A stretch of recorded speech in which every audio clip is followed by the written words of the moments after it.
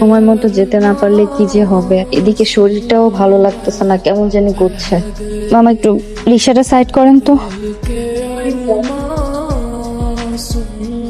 আলমগীর, এই ডেস্কের এমপ্লয়ি কোথায়? স্যার উনি কিছুক্ষণের মধ্যেই চলে আসবে। 10টা 10 বাজে, উনি কি প্রতিদিন এরকম লেট করে?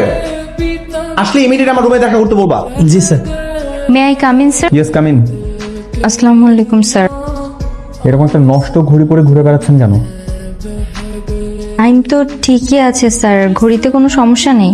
তাহলে 30 মিনিটস লেট কেন? Sorry sir.